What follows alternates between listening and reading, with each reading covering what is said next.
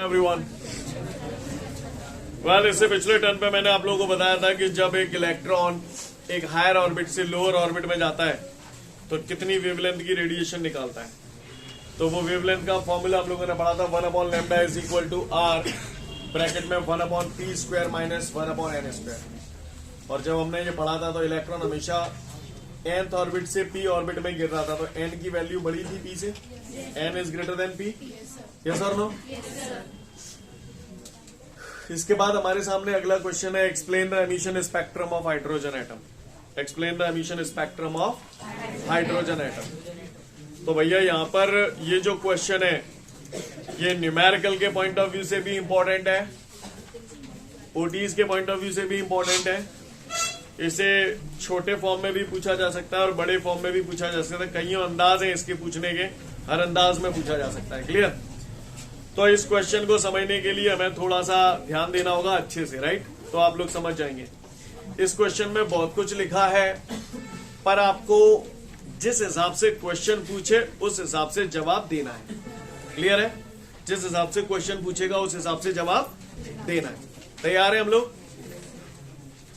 इस क्वेश्चन को समझने के लिए कुछ एक चीजें हैं जो हमें पहले से पता होनी चाहिए, और मैं उम्मीद करता हूं कि आप सब लोगों को पता भी है। आपको मैंने इलेक्ट्रोमैग्नेटिक वेव्स पढ़ाई थी, अगर आपको याद हो तो।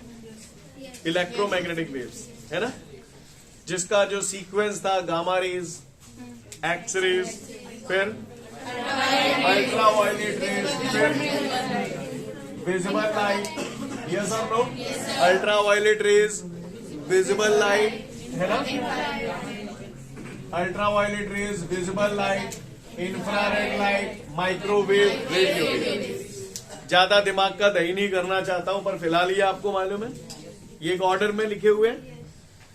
अगर आप लोगों को याद हो इनकी वेवलेंथ, शुरू मैं कर रहा हूं, आगे आप बताते जाना। सबसे पहले गामा रेज की थी 0.001 से 1, गामा रेज के बाद एक्स रेज, एक्स रेज की 1 से 100, ठीक है? एक्स रेज के बाद अल्ट्रावायलेट रेज, अल्ट्रावायलेट रेज की,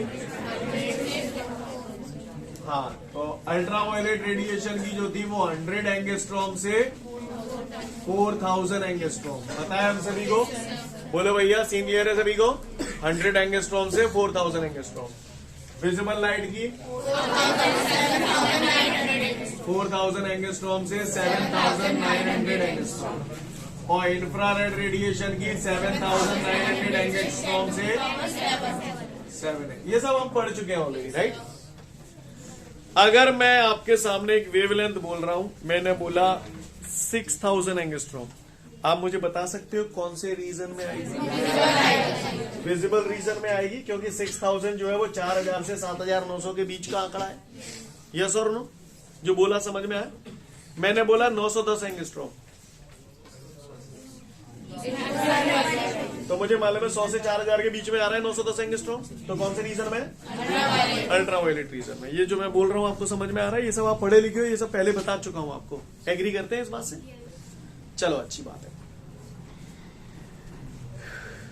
जैसे फॉर एग्जाम्पल मान के चलो आप किसी एक ऐसे प्लेटफॉर्म पे गए हैं या एक ऐसी जगह गए हैं जहां नेशनल लेवल पे लोग आए हैं। समझ रहे हैं ना? नेशनल लेवल का कोई प्रोग्राम है और सब जगह से, पूरे हिंदुस्तान से, इवन फॉरेन कंट्री से भी लोग आए हैं। समझ पा रहे हैं? तो वहां लोगों को कैटेगराइज करने के लिए हो सकता है वहां पर एक अनाउंसमेंट हुई कि भैया मध्य प्रदेश से जो लोग आए हैं वो एक तरफ हो जाए, यूपी से जो आए हैं वो अलग हो जाए। यस और नो? क्लियर? नेशन वाइड हो रहा है तो अलग अलग कंट्री के लोगों को सेपरेट किया जा सकता है, कैटेगराइज किया जा सकता है। जो मैंने बोला आपको समझ में आया? अब इतने दिन से हम हाइड्रोजन एटम मॉडल पढ़ रहे हैं, हमें मालूम है इलेक्ट्रॉन लोअर ऑर्बिट से अपर ऑर्बिट में कब जाता है? जब एनर्जी को एब्जॉर्ब करता है। अपर से लोअर में कब आता है?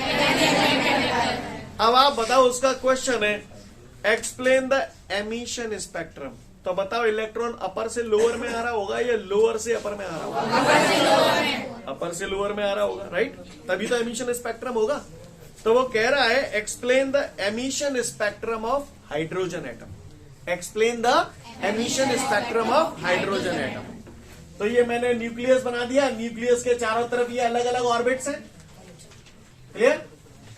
ये मैंने अलग अलग ऑर्बिट्स बना दिया। ऐसे इनफाइनाइट नंबर ऑफ ऑर्बिट्स होते हैं और जो नील्स बोर साइंटिस्ट था, उसने जब इलेक्ट्रॉन हायर ऑर्बिट से लोअर ऑर्बिट में आता था, कल लास्ट मैंने आपको जब छोड़ा था तो इलेक्ट्रॉन अपर ऑर्बिट से लोअर ऑर्बिट में आ रहा था तो कितनी वेवलेंथ की रेडिएशन निकाला था, वही तो निकाला था आपने, बोलो। तो उसने क्या किया, अलग अलग इलेक्ट्रॉनों को स्टडी किया जो अलग अलग ऑर्बिट से अलग अलग ऑर्बिट में ट्रांजिट हो रहे थे। समझ पा रहे हैं, यानी अपर से लोअर में आ रहे थे, कभी पांचवें से तीसरे में आ रहा है, कभी पांचवें से दूसरे में आ रहा है, कभी पांचवें से पहले में आ रहा है, कभी छठवें से पहले में आ रहा है। सभी इलेक्ट्रॉनों की वेवलेंथ उसने कैलकुलेट की।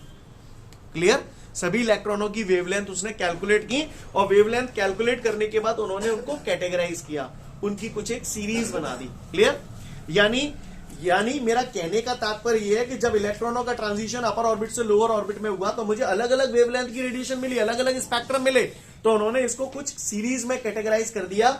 और वो जो सीरीज थी, जिनमें से एक थी लाइमन सीरीज। क्या सुना है आपने, ये केमिस्ट्री में सुना होगा 11th में शायद, लाइमन सीरीज। जिन्होंने पढ़ा है अच्छी बात है, नहीं पढ़ा कोई दिक्कत नहीं है। बामर series, पाश्चन, bracket end fund series. Fund series भी बोलते हैं या फंड सीरीज भी बोलते हैं, जो आप बोलना चाहें बोल सकते हैं। क्लियर है, यानी उसने देखा जब इलेक्ट्रॉन हायर ऑर्बिट से लोअर ऑर्बिट में जा रहे थे तो अलग अलग वेवलेंथ की रेडिएशन निकली, तो अलग अलग वेवलेंथ की रेडिएशन को उसने 5 कैटेगरीज में बांट दिया, Lyman, Balmer, Paschen, Brackett, Pfund series. Right, Lyman series ध्यान रखना, मैं जैसे जैसे समझाता जाऊंगा आपको पूरा फोकस रखना, चाहे समझ में आए चाहे नहीं आए, थोड़ी देर बाद अपने आप फिल्म बनने लगेगी। क्लियर, लाइमन सीरीज जो होती है वो अल्ट्रावायलेट रीजन में पाई जाती है। कौन से रीजन में पाई जाती है? अल्ट्रावायलेट रीजन में पाई जाती है। अब क्यों पाई जाती है, अब आपको 2 मिनट बाद जवाब मिलेगा। क्लियर, बामर सीरीज जो होती है वो विजिबल रीजन में पाई जाती है। क्लियर, पाश्चन सीरीज जो होती है वो इंफ्रारेड रीजन में पाई जाती है। ब्रैकेट सीरीज फार इंफ्रारेड रीजन में पाई जाती है और फंड सीरीज जो होती है वो वेरी फार इंफ्रारेड रीजन में पाई जाती है। क्लियर, अब ये रीजन क्या है अब यार आपको समझ में आएगा, लेकिन एक ऑर्डर आप देख रहे हैं। क्लियर, इंफ्रारेड तो फिर फार और वेरी फार याद हो जाएगा आपको। राइट, ध्यान रखना, वेरी इंपॉर्टेंट पूछ लेता है। लाइमन सीरीज कौन से रीजन में आती है, तो अल्ट्रावायलेट रीजन में आती है, बामर इसमें आती है, सब आपको पता चलेगा। डोंट वरी, घबराए नहीं। अगर आप नहीं भी याद रहेगा तो भी आप कैलकुलेट करके निकाल सकते हैं कि कौन से रीजन में आती है। क्लियर है, चलो ठीक है। तो इसमें होता क्या है, इसको समझने की कोशिश करिएगा सब लोग। तो मैंने अभी आपको थोड़ी देर पहले पिक्चर अभी जो मैंने मिटाला है, मैंने उसमें न्यूक्लियस बनाया था। न्यूक्लियस के चारों तरफ ऑर्बिट्स बनाए थे। कितने नंबर ऑफ ऑर्बिट्स होते हैं? इनफाइनाइट नंबर ऑफ ऑर्बिट्स होते हैं। राइट, तो मैं यहां पर जैसे ये न्यूक्लियस है, इसके चारों तरफ ये अलग अलग ऑर्बिट है। राइट, तो मैं ये ऑर्बिट बनाना यहां पर शुरू कर रहा हूं। सीन क्लियर है सभी को? क्या कर रहा हूं मैं? ऑर्बिट बनाना शुरू कर रहा हूं। ये मैंने पहला ऑर्बिट बना दिया, तो मैं इसे ऐसे लिखूं, n इज इक्वल टू 1। बोलो भैया, ये मैंने दूसरा ऑर्बिट बनाया, इसको मैंने लिखा n इज इक्वल टू 2। तीसरा ऑर्बिट 3, हाँ 4, बस ज्यादा नहीं है ना, अगला से जाता हूं। n is equal to 6। ऐसे बहुत सारे ऑर्बिट्स होंगे, ये लास्ट में जाके मैंने बना दिया n is equal to infinity. जो लोग डिस्ट्रैक्ट होंगे आपका प्रॉब्लम है, मेरे को फर्क नहीं पड़ता, नुकसान आपका होगा। बाद में कहते है वो कैसे है वो करते ही रहोगे। ठीक है, इधर देख ले ध्यान से। तो ये मैंने अलग अलग ऑर्बिट बनाए। कल परसों में ये आप लोगों ने energy of electron in the nth orbit relation निकाला था, En is equal to -13.6 upon n square, अगर आपको याद हो तो। Clear, electron volt. क्लियर, ये फर्स्ट ऑर्बिट है, मुझे फर्स्ट ऑर्बिट में कितनी एनर्जी होगी ये कैलकुलेट करना है। तो n की जगह 1 रख दूंगा, n की जगह 1 रखूंगा, 1 का स्क्वायर 1, अपॉन में 1 लिखना जरूरी है। क्या आ गया? -13.6 इलेक्ट्रॉन वोल्ट, यानी इसकी एनर्जी जो हुई -13.6 इलेक्ट्रॉन वोल्ट। दूसरे ऑर्बिट की एनर्जी निकालनी है, n की जगह 2 रखूंगा, 2 का स्क्वायर, तो -13.6 अपॉन 4, 4 1 जा 4, 4 3 जा 12, बचा 1, 4 4 जा 16, माइनस का 3.4 इलेक्ट्रॉन वोल्ट, माइनस का 3.4 इलेक्ट्रॉन वोल्ट। ऐसे ही मैं हर ऑर्बिट की निकाल सकता हूं। और यहां पर वैल्यू रख सकता हूं, यस और नो। अब ये किस आधार पर रख रहा हूं आपको समझ में आया कैसे बना रहा हूं? सबसे पहले हम बात कर रहे हैं लाइमन सीरीज। लाइमन सीरीज जो होती है उसमें जो इलेक्ट्रॉन होते हैं, जितने भी इलेक्ट्रॉन होंगे, अच्छा पहले बताओ एमिशन स्पेक्ट्रम पढ़ रहे हैं, हायर से लोअर या लोअर से हायर? हायर से लोअर। तो जितने भी इलेक्ट्रॉन टपकेंगे सब के सब फर्स्ट ऑर्बिट में ही आगे गिरेंगे। कौन से ऑर्बिट में आगे गिरेंगे? First orbit. यानी लाइमन सीरीज में जो इलेक्ट्रॉन गिरते हैं, सेकंड से फर्स्ट में गिरा, थर्ड से फर्स्ट में गिरा, यानी जितने भी इलेक्ट्रॉन होंगे हायर ऑर्बिट से हमेशा लोअर में तो गिरेंगे। लोअर में भी हर किसी लोअर में नहीं, फर्स्ट ऑर्बिट में ही गिरेंगे। लाइमन सीरीज की ये खास बात है कि इलेक्ट्रॉनों का जो ट्रांजिशन होता है वो हमेशा अपर ऑर्बिट से फर्स्ट ऑर्बिट में होता है। इस सीरीज को हम लोग बोलते हैं लाइमन सीरीज। कौन सी series? Lyman series. Clear? Balmer series second number पे है। तो यहां पर जो इलेक्ट्रॉन होंगे वो हमेशा हायर ऑर्बिट से सब के सब सेकेंडरी ऑर्बिट में गिरेंगे, सेकेंड ऑर्बिट में गिरेंगे। यानी कि ये समझ पा रहे हैं? कोई दिक्कत? ये कौन सी सीरीज है? बामर सीरीज। क्लियर? लाइमन सीरीज में इलेक्ट्रॉन कौन से ऑर्बिट से कौन से ऑर्बिट में गिरते हैं? हायर ऑर्बिट से लोअर ऑर्बिट में गिरते हैं। तो हायर से फर्स्ट में, बामर में हायर से सेकंड ऑर्बिट में। तो आगे तुम ही बता दो, पाश्चन में हायर से थर्ड ऑर्बिट में, ब्रैकेट में हायर से फोर्थ ऑर्बिट में, और फंड सीरीज में हायर से फिफ्थ ऑर्बिट। अब आपको समझ में आ गया कौन से ऑर्बिट से कौन से ऑर्बिट में गिर रहे हैं? चलो लाइमन बना दिया, बामर बना दिया, पाश्चन में सबके सब ये ऐसे गिरेंगे। अब मैं इनकी ज्यादा नहीं बना रहा हूं, ये मैंने पाश्चन। अब आप समझ जाओगे ना, ऐसे आगे सबकी बताऊं? क्लियर है? तो कौन से ऑर्बिट में गिरेगा आपको समझ में आया? ओके, आगे की बात करता हूं। इससे पहले कि मैं आगे बढ़ूं, मैंने एनर्जी का फॉर्मूला पढ़ा है, E बराबर है h न्यू। आपने सुना है? सुना है न्यू बराबर C अपॉन लैम्डा है। अगर मुझे वेवलेंथ ज्यादा चाहिए तो एनर्जी कम होनी चाहिए। अगर मुझे वेवलेंथ ज्यादा चाहिए, ध्यान रखना वाट लग जाएगी वरना, है ना। अगर मुझे वेवलेंथ ज्यादा चाहिए तो एनर्जी कम होगी, और वेवलेंथ कम है तो एनर्जी ज्यादा होगी। रेसिप्रोकल है दोनों एक दूसरे के, समझ में आते हैं बात आपको? लिसन एवरीवन, गौर से सुनिएगा सब लोग। दो ऑर्बिट्स पास पास हैं तो उनकी अलग अलग एनर्जी होती है सबकी, कुछ ना कुछ एनर्जी डिफरेंस आएगा। और मान के चलो एक सिचुएशन ऐसी है जिसमें दो ऑर्बिट दूर दूर है, तो किस में एनर्जी डिफरेंस ज्यादा होगा और किस में एनर्जी डिफरेंस कम होगा? दूर दूर वाले में एनर्जी डिफरेंस ज्यादा होगा, पास पास वाले में एनर्जी डिफरेंस कम होगा। मान के चलिए लाइमन सीरीज है, लाइमन सीरीज में इलेक्ट्रॉन सेकेंड ऑर्बिट से फर्स्ट ऑर्बिट में कूद रहा है, तो यहां एनर्जी डिफरेंस कम होगा। और इनफाइनाइट से अगर फर्स्ट ऑर्बिट में कूदेगा तो मानते हो? अच्छी बात है। एनर्जी डिफरेंस कम होगा तो वेवलेंथ, और एनर्जी डिफरेंस ज्यादा होगा तो वेवलेंथ। अब बताओ मुझे, लाइमन सीरीज है, लाइमन सीरीज में इलेक्ट्रॉन सब आके फर्स्ट ऑर्बिट में ही गिर रहे हैं, दूसरे से भी पहले में आ रहा है, तीसरे से में भी पहले में आ रहा है, और इनफाइनाइट से भी पहले में आ रहा है। बोलो भैया आ रहे हैं कि नहीं आ रहे? लाइमन सीरीज में अगर मुझे हाईएस्ट वेवलेंथ चाहिए तो इलेक्ट्रॉन कौन से थे कौन से में कूदना चाहिए? सेकंड से फर्स्ट में। ये वेवलेंथ ज्यादा चाहिए तो एनर्जी कम होनी चाहिए, एनर्जी कम है तो बगल बगल में ही कूद जाए, जहां छज्जे थे बात छज्जे पे। नहीं है मेरी बात समझ में? क्लियर? अगल बगल में ही कूद जाएगा तो एनर्जी डिफरेंस कम होगा, एनर्जी डिफरेंस कम होगा तो वेवलेंथ ज्यादा होगी। तो अगर किसी ने पूछा कि लाइमन सीरीज में हाईएस्ट वेवलेंथ चाहिए, हाईएस्ट, तो कौन से थे कौन से में कूदा? सेकंड थे फर्स्ट में। और लोएस्ट वेवलेंथ चाहिए तो इनफाइनाइट से फर्स्ट में। जो बोला समझ में आया? क्लियर? अच्छा बताओ, किसी ने मुझसे बोला बामर सीरीज में हाईएस्ट वेवलेंथ चाहिए, कौन से थे कौन से में कुदाऊं? थर्ड से सेकंड में। मुझे बामर सीरीज में लोएस्ट वेवलेंथ चाहिए,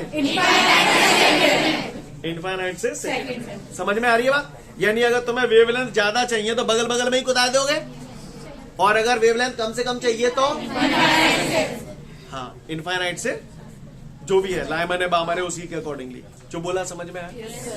सीन क्लियर है? अच्छी बात है। ठीक है, थोड़ा सा और हम लोग डिस्कशन करते हैं, ध्यान से सुनिएगा सब लोग। सपोज करिए मुझे लाइमन सीरीज में हाईएस्ट वेवलेंथ चाहिए। कैसी चाहिए? कौन सी सीरीज में? तो बताओ कहां थे, कहां को दाऊं? Second to.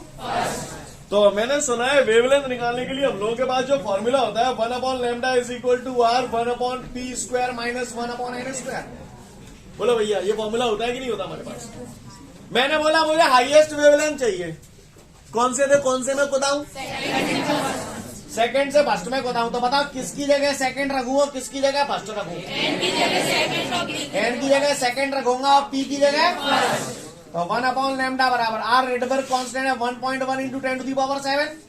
बोलो भैया पी की जगह क्या रखूं, एन की जगह क्या रखूं? नहीं है मेरी बात समझ, जो मैं बोल रहा हूं आपको समझ में आ रहा है?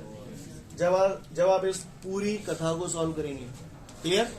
तो ये जो आपका आएगा lambda is equal to 12-15 angstrom.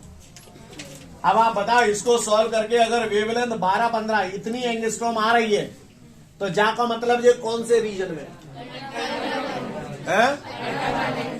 Ultraviolet reason में, क्योंकि 1215 100 एंगस्ट्रॉम से 4000 एंगस्ट्रॉम के बीच का इलाका है। इसका मतलब अल्ट्रावायलेट रीजन। इसीलिए कहा गया है कि लाइमन सीरीज जो होती है वो अल्ट्रावायलेट रीजन में पाई जाती है। नहीं यही बात समझ में? ये इसकी कौन सी वेवलेंथ आई है, हाईएस्ट या लोएस्ट? हाईएस्ट। अगर लोएस्ट निकालनी है तो कितकों कुदाऊं? तो फिर इनफाइनाइट से फर्स्ट में कूदेगी। तो इसी फॉर्मूले में क्या सिचुएशन बनेगी? 1/λ is equal to are 1/p की जगह क्या लिखूं? बोला भैया 1²। एन की जगह इनफाइनाइट। नहीं यही बात समझ में? जब आप इस पूरी कथा को सॉल्व करोगे तो ये आएगा आपका 910 एंगस्ट्रॉम। 910 एंगस्ट्रॉम बोले तो कहां? Ultraviolet region. इससे ये निकालने से ये बात सिद्ध हो गई कि लाइमन सीरीज कौन से रीजन में पाई जाती है। हाँ समझ गए? उसने पूछा prove that बामर series is obtained in the visible region. तो मैं बामर सीरीज में क्या करूंगा? लॉन्गेस्ट वेवलेंथ और हाईएस्ट वेवलेंथ निकाल दूंगा, उसकी जो रेंज है वो इनके बीच में आएगी। तो इससे ये बात प्रूव हो जाएगी। जो मैंने बोला आपको समझ में आया? सीन क्लियर है? सुनते जाइएगा। थोड़ा सा मैं यहाँ बामर सीरीज की बात थोड़ा सा और डिटेल में करूंगा। बामर सीरीज समझ गए आप? इलेक्ट्रॉन कौन से ऑर्बिट में आके गिर रहे हैं? सेकंड में। हायर ऑर्बिट से सबके सब सेकंड ऑर्बिट में आके गिरते हैं। तो ये बामर सीरीज को मैं थोड़ा सा डिटेल में दिखा रहा हूं। यहां पर ये लाइनें जो मिल रही हैं, 4 लाइनें मिलती हैं, H alpha, H beta, H gamma, H delta. Clear? इनके जो कलर है RGBV, ऐसे याद कर लेना, राधे श्याम जी की बीवी। क्लियर? तो R बोले तो रेड, G बोले तो ग्रीन, B बोले तो बिल्लू, B बोले तो वायलेट। क्लियर? ये मैं आपको इसलिए बता रहा हूं, बाई चांस कॉम्प्लिकेटेड पेपर उसने बना दिया और ये सब चीजें पूछे तो आपको बतानी पड़ेंगी। क्लियर? आप बताओ H अल्फा, H अल्फा के लिए कौन से ऑर्बिट से कौन से ऑर्बिट में इलेक्ट्रॉन जाएगा? जी थर्ड से सेकंड। H बीटा फोर्थ से सेकंड। समझ में आ रही है बात? अकॉर्डिंगली निकाल सकते हैं हम लोग, किसी को कोई दिक्कत? तो ये क्वेश्चन आपका यहाँ खत्म होता है। अब सुन लो ध्यान से। किसी ने बोला draw the emission spectrum for the hydrogen atom. तो आपको कुछ नहीं करना, ये ड्रॉ करना। क्लियर? अगर उसने बोल दिया explain the emission spectrum of hydrogen atom, तो सिंपल सा क्या लिखना है? जरूरी नहीं है कि गुप्ता जी ने नोट्स जैसे भरवा दिए एज इट इज वैसे की वैसे लिखने हैं, नॉट रिक्वायर्ड। पर एक बात बताओ, फिगर अगर वो कहीं बोल भी नहीं रहा और आपको लगता है आप फिगर बना सकते हो, तो आप फिगर जरूर बनाया करो। फिगर से मार्किंग आपकी हमेशा अच्छी होगी। अब आप सुनिएगा, उसने पूछा explain the emission spectrum of hydrogen spectrum, है ना। तो भैया उसको बोलना कि भैया ये 5 कैटेगरी में बांटा गया है, लाइमन बामर पास्चर ब्रैकेट फ्रंट। अब बात आती है इनके बारे में डिटेल। तो भैया लाइमन सीरीज में लिखेंगे here the transition of electron takes place from higher orbit to, जहां में हायर टू सेकंड। तो ऐसे करके अपने मन से लिख सकते हैं। अगर किसी ने यही बोला कि प्रूव दैट, कई बार बोल भी देता है, पेपर टिपिकल बनाता है तो वो बोल देता है कि prove that Lyman series is obtained in the ultraviolet region, तो फिर तुम्हें ऐसा वेवलेंथ निकाल के बतानी पड़ेगी कि भैया ये आए हुए हैं। नहीं, यही मेरी बात समझ में क्लियर है?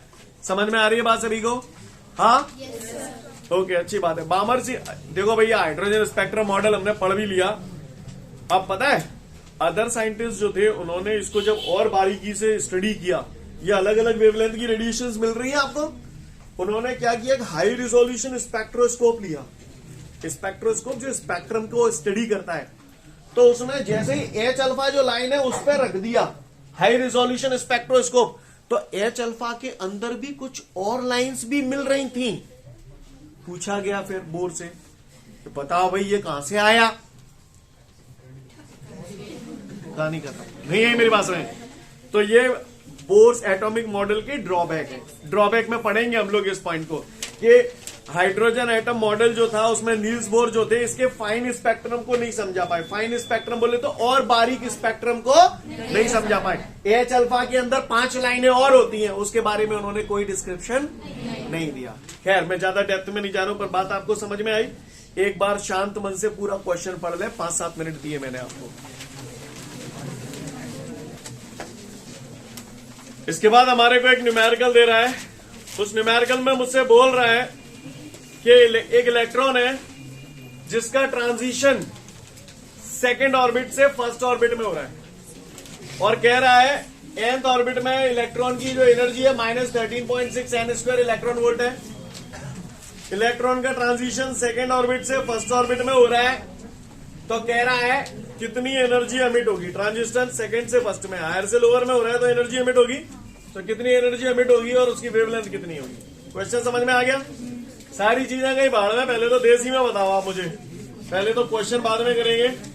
बताना जरा, ये न्यूक्लियस है भैया, क्या है ये? न्यूक्लियस।